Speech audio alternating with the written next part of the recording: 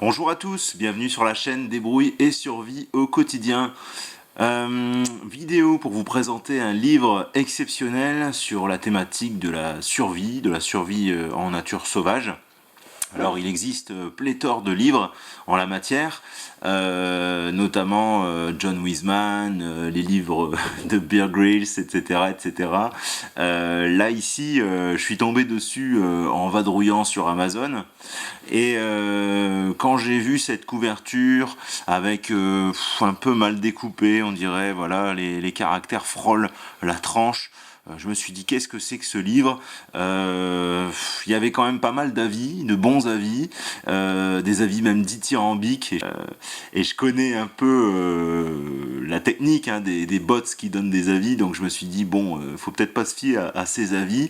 J'avais jamais entendu parler de ce livre avant.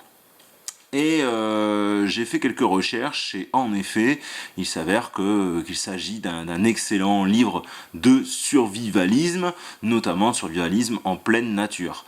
Alors, ce livre, franchement, à conseiller à tout le monde. C'est un livre vraiment complet.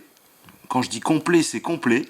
Il y a même un petit mot derrière qui indique, voilà, de Sylvain Tesson, aventurier, écrivain, voyageur, et qui indique que s'il ne fallait emporter qu'un seul livre sur une île déserte, ce serait celui-là. Et je me suis renseigné également sur l'auteur, et cet auteur, c'est une sommité, Xavier Maniguet. Alors, pour présenter, je me référais directement à Wikipédia, hein, pour faire court. Xavier Maniguet, donc, qui est né en 1946, il est décédé en 2009 de manière assez prématurée, à 62 ans, dans un accident d'avion. Mais c'était un aventurier, un pilote, un écrivain, un médecin, un colonel français, un tropicaliste, un spécialiste de médecine aéronautique, de médecine hyperbare et de médecine du sport. Il a été agent au service d'action de la DGSE. Qu'est-ce qu'on peut dire également sur lui? Parmi ses faits d'armes peut-être moins glorieux, il aurait participé à l'opération Rainbow Warrior avec les explosifs posés sur le navire de Greenpeace en 1985. Je dis aurait parce que ce fait a été un peu controversé et démenti par Xavier Maniguet lui-même, donc cette affaire est assez nébuleuse, donc on va pas non plus en tenir compte ici, mais voilà, donc pour vous présenter un peu le bonhomme, c'est quelqu'un qui sait de quoi il parle. Il est vraiment spécialiste dans le domaine de la survie et de la médecine dans des lieux assez improbables des quatre coins du globe. Alors, qu'est-ce qu'il y a de bien dans ce livre-là? C'est qu'il va expliquer toutes les réactions physiologiques qui se passent dans le corps humain, dans dans tous les cas de figure, on va dire tous les cas de figure de stress dans les conditions de survie, dans tout type de stress, stress thermique, stress hydrique, la faim, la soif, le chaud, le froid, les milieux ultra polaires, les animaux dangereux, les animaux venimeux, les intoxications alimentaires, les blessures, etc., etc. Il va parler vraiment de toutes les réactions physiologiques. Alors autant dans beaucoup de livres de survivalisme, on va dire, ça, faites ceci, faites cela, si vous faites pas ça, vous mourrez de soif, si vous faites ceci, vous allez vous épuiser. Là, il se contente pas juste de dire ça, il va vraiment vous expliquer comment ça se passe dans le corps humain. Et c'est vraiment une bible avec également des anecdotes de survivants, et puis il décortique un peu les histoires improbables de survivants, où il explique le pourquoi du comment cet individu a réussi à survivre alors que d'autres n'auraient pas réussi. On parle notamment par exemple d'un d'un gars qui aurait traversé la moitié du globe dans un compartiment de train d'atterrissage d'avion. Il a été quasiment congelé quand on l'a récupéré en situation d'hibernation profonde et qui a réussi à survivre. Donc il va décortiquer un peu les processus physiologiques qui ont permis ça, et également les facteurs exogènes qui ont participé à sa survie. Alors, vraiment, c'est une Bible, et si vous le lisez, il faut le lire, franchement, toutes les parties, et faire des annotations, revenir dessus.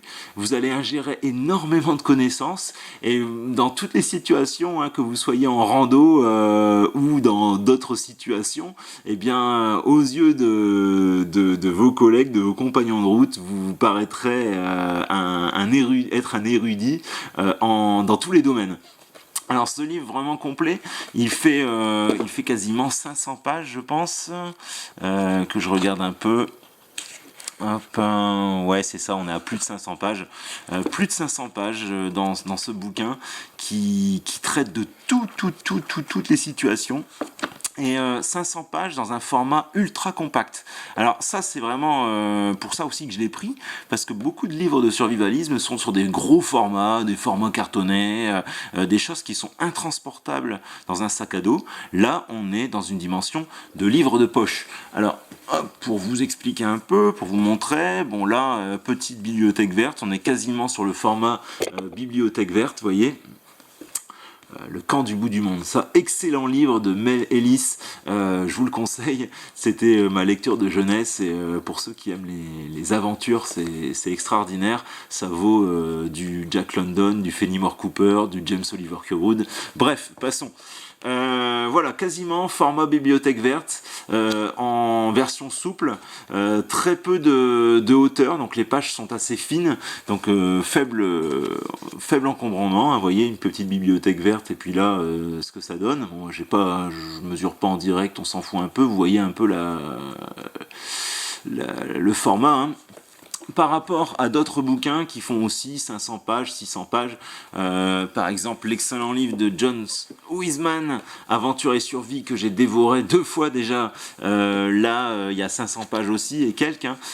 On est sur un format bien plus grand, vous voyez, hop, ça dépasse légèrement de tous les côtés, légèrement ici, et puis en hauteur, il n'y a rien à voir, hein, vous voyez. Ça c'est bien, ça se transporte, mais c'est plus encombrant, c'est plus lourd. Là c'est ultra léger. Alors n'en parlons pas, les livres de Bear Grylls, inadaptés complètement, livre de Bear Grylls énorme, avec couverture cartonnée, ça on oublie dans le sac à dos. Et puis là il y a un livre qui est excellent de Bear Grylls aussi. Bon, il faut pas... Bear Grylls, je sais, c'est controversé, c'est parfois du fake, du cinéma, mais ça n'en reste pas moins un vrai aventurier. Bear Grylls qui avait sorti ce livre Comment rester en vie, alors avec des très peu de littérature, on va droit au but dans ce bouquin. Chose qui est intéressante, hein, pour un bouquin de survie. Là on traîne pas en longueur, hein, sur ce bouquin avec des fiches, c'est un peu un système de fiches, mais là vous voyez le pavé que c'est par rapport à ça, rien à voir, vous voyez, hop là. Alors dans ce bouquin on va traiter de tout. Je vais passer en revue, bon il y a très peu d'illustrations, mais vous voyez on est toujours sur un format 2 colonnes, où on prend le temps d'aborder chaque sujet, c'est écrit assez petit quand même, donc il y a vraiment de quoi faire, avec des tableaux, avec de tout. Hop, on va essayer de prendre le glossaire, plutôt l'étape des matières, vous voyez, hop, ce qu'on peut voir, bon... Ici, je vais pas prendre chaque page pour des questions de droit d'auteur, mais la table des matières c'est plutôt pas mal.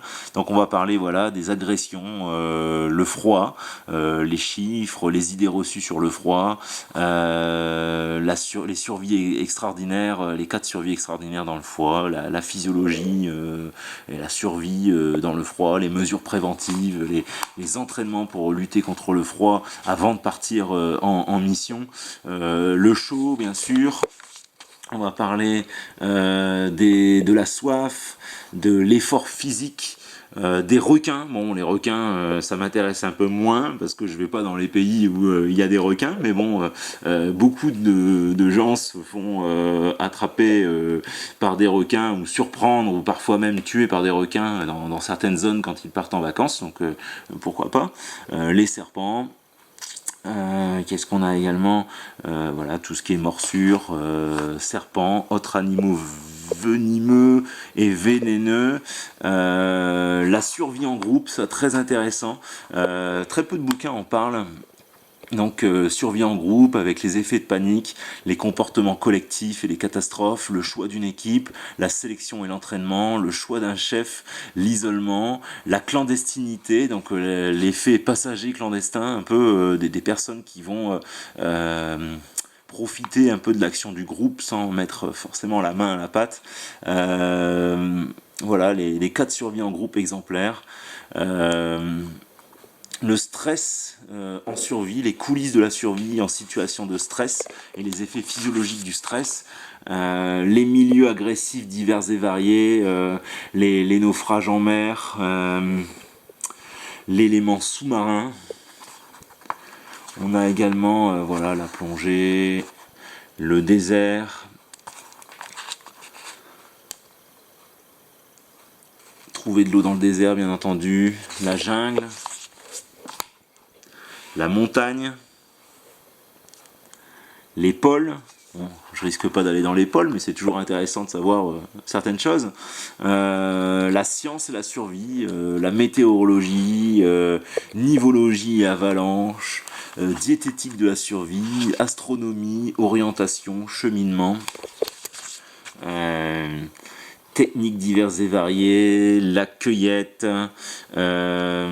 vertige, mal des transports, aberration sensorielle, la médecine sans médecin avec des tableaux bien précis sur les médicaments, la prise de médicaments, les posologies, les premiers secours dans les lieux où il n'y a pas de médecin du tout, où on est seul pour se soigner soi-même ou soigner quelqu'un d'autre, un compagnon d'infortune.